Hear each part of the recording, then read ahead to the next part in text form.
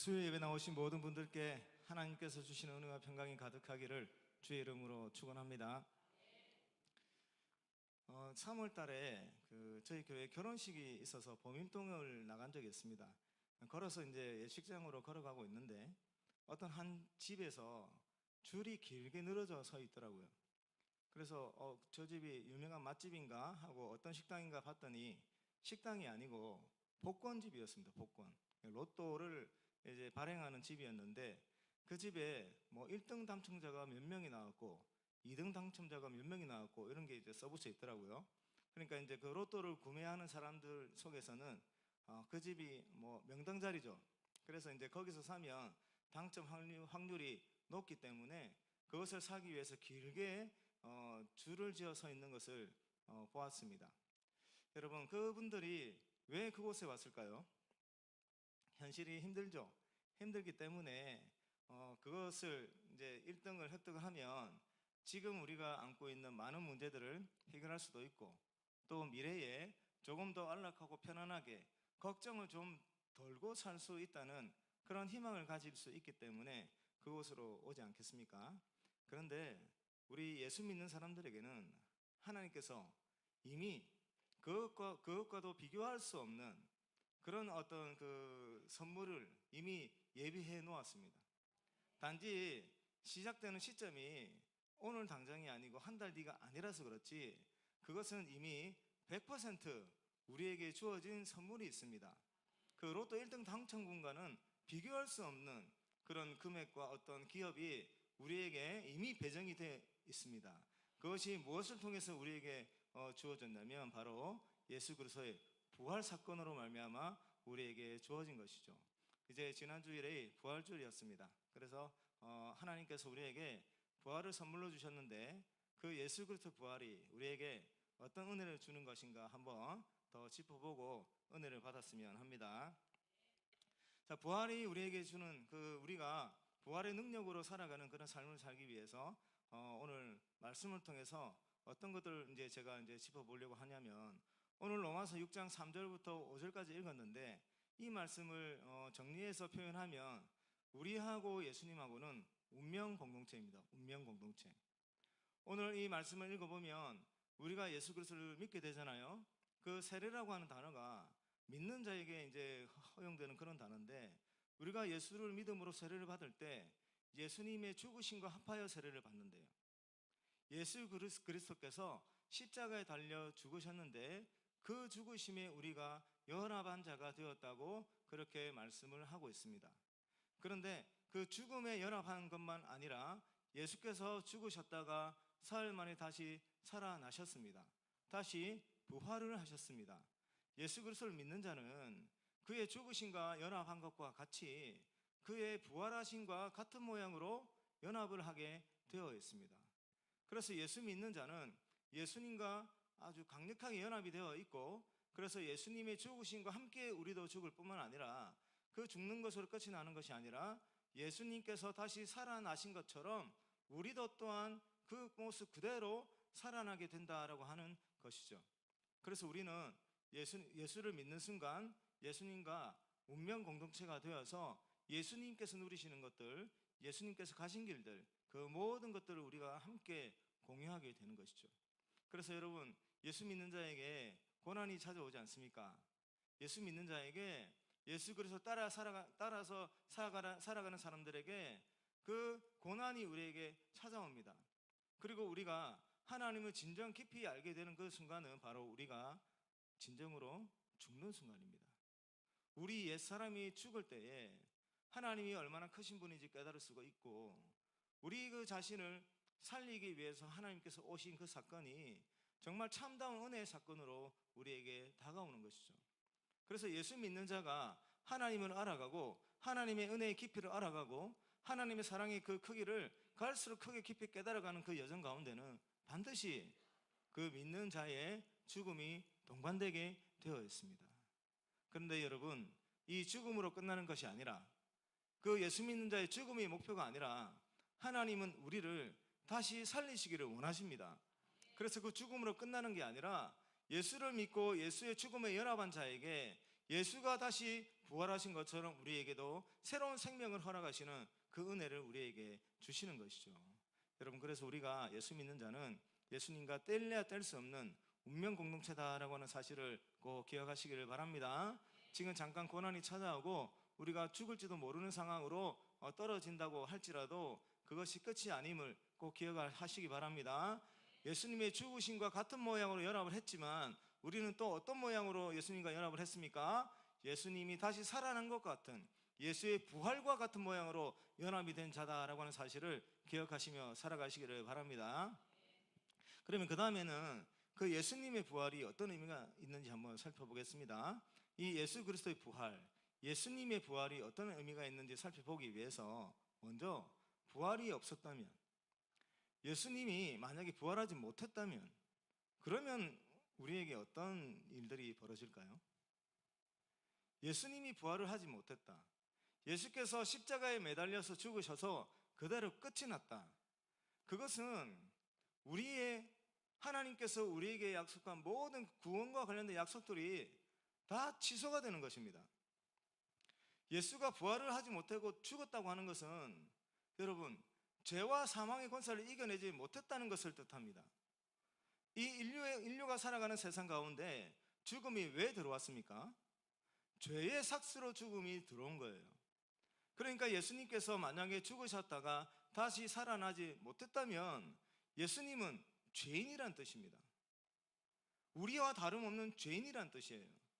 그러면 그 죄인 되는 예수님이 십자가에 매달려서 우리의 죄를 대속하기 위해서 피를 흘리셨는데, 그 예수께서 흘리신 피가 우리 죄를 사할 수 있는 흠이 없는 그 제물이 될 수가 있겠습니까? 될 수가 없죠. 우리와 똑같은 죄인이 피를 흘렸는데 그 피가 어떻게 흠이 없는 피가 될 수가 있겠습니까? 그래서 예수가 만약에 부활하지 못했다면 우리의 속죄와 우리의 속량을 위해서 예수께서 그 많은 고난을 받고 죽음을 당하시면서 우리 대신에 죽었다고 한들 그 예수의 죽음이 아무런 의미가 없는 단 한 명의 죄인의 죽음과 다름없는 그런 죽음이 되는 것이죠. 그런데 예수는 죽었다가 다시 살아나셨습니다. 인류 역사 가운데 이 죽음의 권세를 뛰어넘을 수 있는 자가 아무도 없었습니다. 모든 사람들이 그 죽음의 권세 아래에서 죄의 종으로 살아가고 죄와 사망의 권세를 이겨낼 수가 없어서 그 죽음 앞에 질질 끌려다니는 인생이 바로 죄인들의 인생이었습니다. 아무도 이 죽음의 권세를 이겨낼 자가 없었는데 예수께서 죽었다가 3일 만에 다시 살아나심으로 온 세상을 뒤덮고 있는 죄와 사망의 권세를 완전히 찢어버리셨습니다. 완전히 그 권세를 무너뜨리셨습니다. 그래서 이 예수 그리스도 부활은 죽음의 권세를 완전히 무너뜨린 아주 위대한 사건이며, 또 한 가지 하나님께서 우리 그 예수를 믿는 자에게 약속하신 구원과 관련된 그 모든 약속들이 완전히 이루어지는 그 결과를 가져다 주는 것이죠. 그래서 예수의 부활은 우리의 구원을 확실하게 보증하는 사건이고 우리를 뒤덮고 있었던 죽음과 사망의 권세를 완전하게 무너뜨렸던 너무너무 위대한 사건이었습니다. 그래서 이 예수의 부활이 그토록 중요한 사건인 것이죠. 그래서 예수 그리스도께서 실제로 부활하셨기 때문에 그 부활로 말미암아 우리에게 무엇이 주어집니까? 그 구원이 완성된다는 것을 확실하게 보증하는 것이죠. 하나님께서 우리에게 약속하신 그 구원이 완전하게 이루어짐을 우리에게 알려주는 사건인 것이죠. 그 구원의 완성이 뭐냐면 바로 우리가 다시 살아나서 하나님과 함께 영원히 살아가는 것입니다. 그게 바로 그 예수 그리스도 부활이 우리에게 가져다주는 은혜의 사건인 것이죠. 사랑하는 성도 여러분, 여러분들에게 이 부활의 그 날이 기다리고 있다는 사실을 기억하십니까? 부활한 이후에는 영원히 살아갑니다. 그런데 여러분, 이 모습 이대로 영원히 살아가는 것이 아니겠죠? 이 모습 이대로 살아가면 그것이 천국이 될 수가 있겠습니까? 하나님께서 온 세상을 깨끗하게 만드시고 모든 죄악을 다 멸하신다 할지라도 그 하나님이 새롭게 창조한 새하늘과 새 땅에 우리가 이 모습 이대로 그곳에 들어가면 그 안에서 또 뭐가 벌어지겠습니까? 싸움이 일어나고 다툼이 일어나고 여러 가지 죄악들이 일어나겠죠. 그런데 하나님께서는 우리를 다시 살리실 때 영화로운 모습으로 다시 살려주십니다. 하나님이 우리를 만들었을 때 완벽하게 만들어 주셨던 하나님의 형상을 온전히 회복해서 우리도 영광스러운 모습으로 회복하고 우리가 살아가야 하는 세상에도 단 한 점의 죄도 없는 그 거룩하고 완벽한 세상을 하나님께서 만들어 주셔서 우리로 하여금 그곳에서 살게 하시는 거죠. 그리고 그곳에 누가 있냐면 예수님께서 계십니다. 예수님께서, 하나님께서 그곳에 계십니다. 부활 이후에 우리가 살아갈 그날에 우리는 그 주님과 가까이서 살아갈 수 있는 거예요. 우리를 위해서 십자가에 달리신 그 놀라운 사랑을 보여주신 그 예수 그리스도를 가까이서 대하면서 살아갈 수가 있습니다. 그분이 어떤 생각을 갖고 있는지, 그분이 어떤 모습을 하고 있는지, 그분이 우리를 향한 어떤 마음을 갖고 있는지, 그것들을 더 깊이 알게 되면서 그분과 함께 영원토록 살아갈 수 있는 것이죠. 여러분, 그날이 기다려지지 않습니까? 사도 바울이 서신서를 기록하면서 또 빌립보서를 기록하면서 그 감옥에 갇혀서 빌립보서라고 하는 서신서를 썼는데 그 감옥에서의 생활이 얼마나 힘들었겠습니까? 그리고 일평생 예수 그리스도를 증거하면서 받았던 그 고난과 환난의 시간들, 그러한 시간들을 생각하면 얼마나 힘들었겠습니까? 사도 바울이 그래서 서신서를 쓰면서 그렇게 고백합니다. 내가 예수 그리스도를 위하여 살아가지만 이 땅에서 육체를 입고 살아가는 것보다 천국에 가고 싶다고 그렇게 고백을 합니다. 왜냐하면 그곳에 가면 예수님과 함께 살 수 있기 때문에, 예수님과 함께 살 수 있기 때문에 지금 내가 육체를 입고 이 땅에서 사는 것보다 천국에서 살기를 더 소망한다고 그렇게 사도 바울이 고백을 하는 거예요. 사도 바울은 부활 이후에 하나님과 함께 영원하게 살게 될 그 나라의 그 거룩함을 이미 가슴에 품었던 사람인 것이죠. 사랑하는 성도 여러분, 예수 그리스도의 부활이 바로 우리에게 이러한 은혜를 선물로 주었습니다. 지금 우리가 힘들고 고난이 우리 가운데 많이 있지만 그래도 우리가 참고 살아갈 수 있는 이유는 우리 앞날에 이런 고난과 역경과 환난으로 끝이 나는 것이 아니라 이 땅에서 누릴 수 없는, 이 땅에서 받는 환난과는 비교할 수 없는 그 영광스러운 날들이 우리를 기다리고 있기 때문에 우리는 그날을 기대하면서 오늘의 힘든 날들을 이겨낼 수가 있는 것입니다. 사랑하는 성도 여러분, 그 예수 그리스도의 부활을 통해서 우리에게 허락하여 주신 하나님과 함께하는 영원한 삶에 대한 소망을 가지면서 살아갈 수 있기를 주의 이름으로 축원합니다. 이 소망과 기대가 있는 사람들은 이 땅에서의 삶이 아무리 힘들고 어려워도 거뜬하게 이겨낼 수가 있습니다. 하나님의 손 붙잡고 일어날 수가 있습니다. 그럼 이 소망을 붙잡고 살아갈 수 있는 그러한 성도 될 수 있기를 주의 이름으로 축원합니다. 이 영원한 삶, 하나님과 함께하는 영원한 삶, 부활 이후에 주어지는 이 영원한 삶이 예수 그리스도의 부활로 인하여 우리가 누릴 수 있는 복된 삶이고, 또 한 가지가 더 있습니다. 여러분, 오늘 4절 말씀 한번 보시겠습니까? 4절 말씀 중간부터 제가 읽어보면요, 이는 아버지의 영광으로 말미암아 그리스도를 죽은 자 가운데서 살리심과 같이 우리를 또한 새 생명 가운데서 행하게 하려 함이라. 여러분, 예수 그리스도 부활을 하셨어요. 그리고 예수를 믿는 자는 그 예수 그리스도 부활에 연합한 자가 됩니다. 그 부활에 연합한 자에게 주어지는 은혜는 뭐냐면 새 생명 가운데서 살아갈 수 있는 것입니다. 새 생명 가운데서. 지금까지는 옛 생명 가운데서 산 것이죠. 옛사람의 모습으로 살아간 것이죠. 그런데 예수를 믿는 순간, 그 예수와 함께하는 그 오늘 이 순간부터 우리는 새로운 생명 가운데서 살아갈 수가 있다는 겁니다. 지금까지 우리를 억눌렀던, 우리를 옥죄해왔던 그 옛 생명 가운데서 살아가는 삶을 정리하고 우리는 이제부터는 새로운 생명 가운데서 살아갈 수 있다는 겁니다. 옛사람은 어떻게 살았습니까? 예수 그리스도 알지 못하던 옛 생명은 어떻게 살았을까요? 오늘 로마서 6장 4절 이후를 읽어보시면 죄의 종으로 살았다고 표현하고 있습니다. 죄의 종으로 살아서 죄가 이끄는 대로 살아갔다는 겁니다. 죄가 이끄는 대로 내 자신이 망가짐에도 불구하고 거기서 헤어나지 못해서 죄가 이끄는 대로 끌려다녔다는 거예요. 하나님을 알지 못하고 예수 그리스도를 알지 못하는 사람들은 하나님과의 관계가 끊겨져 버렸기 때문에 두려움에 휩싸여서 살아가게 됩니다. 현실에서 만나는 어려움들을 해결하지 못하는 데에 대한 두려움이 있습니다. 또한 죽음에 대한 두려움이 있습니다. 또 더 나아가서 죽음 이후에 받게 되는 그 알지 못하는 신이 내릴 수도 있는 무서운 진노, 그 진노에 대한 두려움에 휩싸여서 살아가는 것이 바로 이 옛사람의 모습입니다. 바로 죄의 종으로 살아가는 죄인들의 모습입니다. 이게 바로 옛사람의 모습이에요. 근데 예수 그리스도의 부활에 연합한 자는 어떻게 살아간다고 합니까? 새 생명 가운데서 지금 살아간다는 겁니다. 새 생명 가운데서 예수 그리스도와 함께하는, 하나님과 함께하는, 하나님의 성령과 함께하는 새 생명 가운데서 살아간다고 합니다. 이 예수 그리스도를 믿음으로 말미암아 우리에게 주어지는 은혜가 무엇입니까? 더 이상 죄에 따른 형벌에 대한 두려움을 가지지 않아도 되죠. 예수 그리스도를 믿는 자는 이미 예수의 죽으심과 합하여 이미 죽었습니다. 옛사람이 이미 죽었습니다. 우리가 받아야 되는 모든 형벌들은 예수께서 다 받으셨습니다.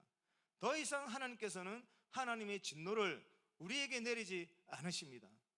우리 죄에 대한 모든 형벌들이 완전하게 사라졌습니다.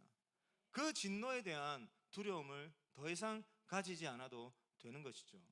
여러분, 이러한 두려움이 사라진 채로 살아가는 삶이 얼마나 그 가운데 기쁨과 감사가 넘치겠습니까? 우리가 어떤 문제 해결하지 못했을 때, 여러분, 우리가 다른 곳에 있다 할지라도 그 문제만 생각하면은 우리 가슴이 막 답답하게 저여오고 호흡곤란이 오고 걱정이 되고 그렇지 않습니까? 그 문제가 해결되지 않으면 다른 데서 누릴 수 있는 기쁨도 마음껏 누리지 못하잖아요. 우리 인생 가운데 내려지는 가장 큰 두려운 존재, 그 하나님의 진노와 하나님의 그 형벌이 완전히 사라졌단 말이에요. 우리는 그 형벌이 사라졌고 하나님이 내려주시는 영원한 은혜 가운데 살아갈 수 있는 그런 선물을 받은 사람들입니다. 그래서 새 생명 가운데서 살아가는 것이 얼마나 큰 은혜인지 몰라요. 그리고 또 새 생명 가운데 살아가는 은혜는 뭐냐면, 우리로 하여금, 죄가 우리를 짓누르고 있습니다. 죄가 우리로 하여금 파멸의 길로 인도합니다. 부패한 길로 인도합니다. 거룩하지 못한 길로 인도합니다. 우리의 생각을 좌우하고 우리의 마음들을 좌지우지해서 이 죄라고 하는 것이 우리로 하여금 파멸의 길로 인도한다는 거예요. 근데 새 생명 가운데서 살아간다는 것은 그 죄의 힘을 이겨내고 새로운 가치관을 가지고 새로운 생각을 가지고 새로운 태도로 살아갈 수 있다는 것을 말합니다. 우리의 가정을 무너뜨리는 생각들을 이겨내고 우리 가정을 살릴 수 있는 생각을 가지고 살아갈 수 있다는 거예요. 나라고 하는 한 사람의 남은 인생을 더 건강하고 의미 있게 보낼 수 있다는 말입니다. 내 인생을 우울하게 만들고 파멸로 만들고 무기력하게 만드는 그런 생각에 지배를 되어서 나라고 하는 한 사람의 인생을 어둡게 만들어가는 그 모든 생각들을 다 눌러버리고 주께서 인도하시는 길을 따라서 우리의 삶을 생명력이 넘치는, 생기가 넘치는 그런 결과를 가져올 수 있는 길로 만들어낼 수 있다는 거예요. 그게 바로 새 생명 가운데 살아가는 은혜입니다. 여러분, 예수 그리스도 알지 못할 때, 여러분 정말 그 타락한 어떤 생활을 하다가 예수 믿고 나서 완전히 다른 모습으로 살아가는 사람들이 얼마나 많이 있습니까? 자신의 미래에 대해서 불안감을 가지고 자신의 무능력함에 대해서 자신감을 가지지 못해서 그 세상 가운데서 적극적으로 살아가지 못하고 인생의 계획들을 건강하게 세워나가지 못하고 그냥 그렇게 마지못해서 우울하게 그렇게 살아가는 인생들이 예수 그리스도를 만나서 그 어둠 가운데서 빠져나와서 새로운 생명 가운데 살아갈 수 있는 은혜를 입을 때 그 한 사람의 인생이 어떤 모습으로 변화되어 나가겠습니까? 하나님이 보여주시는 그 새로운 세계를 발견하게 되는 것이죠. 그 무엇보다도 하나님과 동행함에 대한 확신을 가지게 됩니다. 나는 지혜도 없고 능력도 없고 부족하지만 하나님께서 우리에게 함께 해주시겠다는 약속을 주시는 것이죠. 그래서 하나님의 그 말씀을 믿고 한 걸음 한 걸음 내디뎌 나갈 때 우리 앞에 나오는 모든 어려움들을 누가 다 해결해 주십니까? 하나님께서 우리와 함께 해주시면서 문제 하나하나 해결해 주시는 그 하나님을 우리가 만나게 되지 않습니까? 그래서 과거에는 불가능할 것처럼 여겼던 그런 일들에 도전해 나가기 시작을 하는 것이죠. 이것이 바로 그 부활의 능력을 오늘 누릴 수 있는 은혜인 것입니다. 사랑하는 성도 여러분, 이 예수 그리스도께 부활하신 부활의 능력이 우리 성령교회 모든 성도님들의 삶 가운데 오늘 이 시간 임하기를 주의 이름으로 축원합니다. 여러분, 불가능한 게 아닙니다. 불가능한 것이 아닙니다. 하나님이 함께 하십니다. 지혜가 무한하시고 능력이 무한하시고 그 인자와 자비가 무한하신 그 하나님께서 우리와 함께 하십니다. 그리고 하나님께서 믿는 성도 한 사람 한 사람에게 어떤 일들을 하시냐면 하나님이 기뻐하는 일을 우리 가슴속에 심어 넣어 주십니다. 우리 가정을 살리고자 하는 하나님의 그 계획들을 심어 넣어 주십니다. 우리 교회를 더 건강한 교회로 세워나가고자 하는 그 계획들을 우리 성도 한 분 한 분에게 심어 넣어 주십니다. 이 세상을 더 거룩하고 깨끗하고 하나님이 영광을 올려드리는 세상으로 만들기 위해서 하나님의 백성들 그 가슴 가운데 하나님이 뜻한 바를 하나씩 하나씩 심어 넣어 주십니다. 그래서 예수를 믿어 거듭난 사람들, 예수와 함께 새로운 생명 가운데 살아가는 이 사람들과 함께 하나님께서 하나님의 영광을 온 땅 가운데 비추기 위해서 그 백성들과 함께 하시는 것이죠. 하나님께서 우리 안에 착한 일을 시작하셨습니다. 근데 그 착한 일을 예수 그리스도의 날까지 포기하지 않으시는 분이 바로 하나님이십니다. 이것은 하나님이 작정하신 일입니다. 그렇기 때문에 불가능한 일이 아니라 가능한 일입니다. 그래서 예수 그리스도 부활의 능력을 믿는 우리 성교회 모든 성도님들께서는 지금 우리들의 삶 속에서도 부활의 능력이 나타나게 해달라 기도하시며 그 일을 위해서 있는 힘을 다해서 살아가시는 은혜가 있기를 주의 이름으로 축원합니다. 여러분, 이 부활의 능력이 어디에서 나타나야 되겠습니까? 우리 영혼에서, 나라고 하는 한 사람 안에서 먼저 나타나야 되지 않겠습니까? 하나님, 제 영혼을 살려주십시오.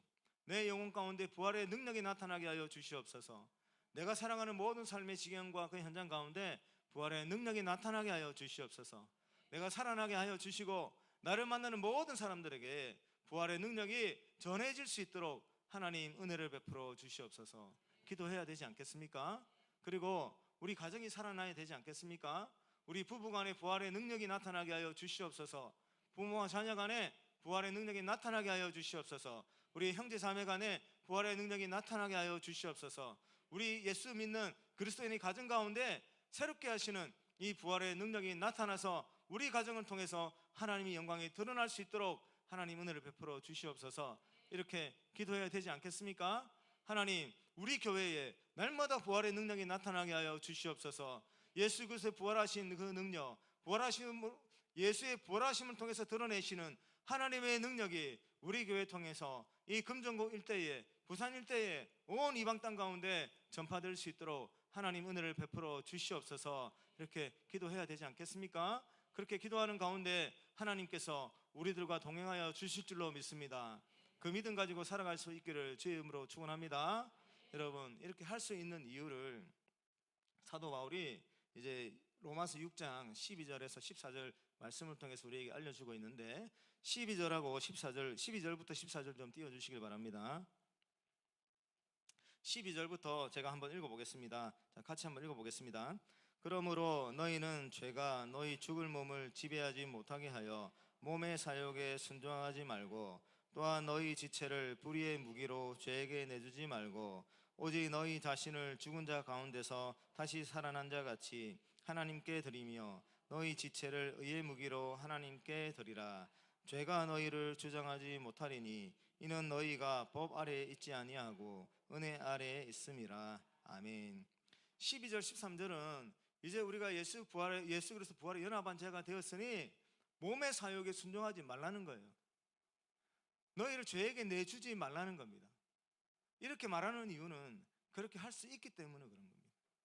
그리고 13절을 보시면 너희 지체를 불의의 무기로 내주지 말래요. 예전에는 우리가 죄의 종이었습니다. 죄의 종이었기 때문에 죄가 이끄는데 우리가 대항할 수가 없어서 우리 이 지체를 불의의 무기로 내주며 살았단 말이에요. 죄를 짓는데 우리의 손과 발이 거기 앞장섰단 말이에요. 우리 생각과 마음이 죄를 짓는데 앞장서서 달렸다는 거예요. 죄가 이끄는 대로 끌려가가지고 그 불의한 일에 우리의 몸과 마음을 썼다는 거예요. 그런데 지금 사도 바울이 뭐라고 얘기하냐면 너희 지체를 의의 무기로 하나님께 드려라 그렇게 얘기를 합니다. 이거 할 수 없으면 사도 바울이 이야기를 안 하겠죠. 할 수 있는 이유가 14절에 있습니다. 죄가 너희를 주장하지 못하리니 이는 너희가 법 아래에 있지 아니하고 은혜 아래에 있음이라. 여러분, 죄가 우리를 주장하지 못한대요. 왜 그러냐면 우리는 예수를 믿는 그 순간부터 율법 아래에 있지 않습니다. 율법 아래에 있는 자들은 어떻게 되겠습니까? 죄라고 하는 것 때문에 율법이 우리를 심판을 해서 우리는 죄인으로 선고를 받고 죄인에게 부여되는 멸망의 길로 가야 되는 거예요. 그런데 지금 우리는 법 아래에 있지 않고 어디에 놓여 있습니까? 은혜 아래에 놓여 있습니다.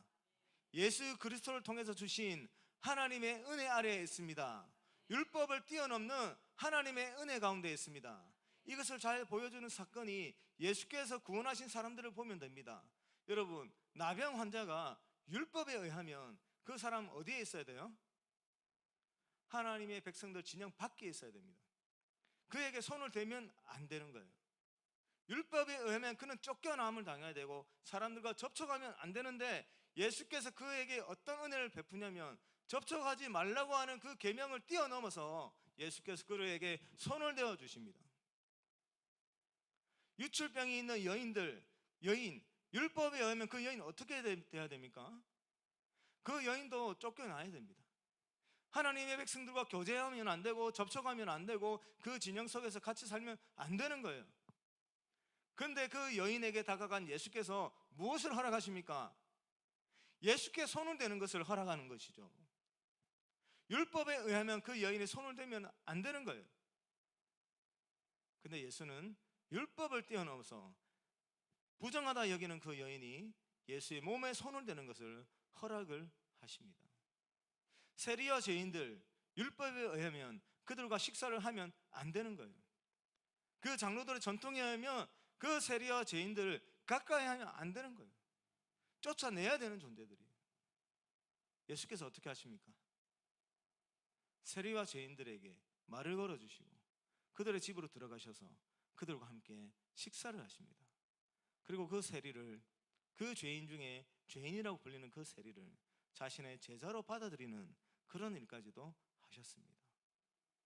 율법 아래 있지 아니하고 은혜 아래 있기 때문에 가능했던 일들입니다. 우리가 그런 은혜를 받은 자들이에요. 우리가 은혜 아래 있지 않고 율법 아래 있으면 지금 여기 있지 못해요.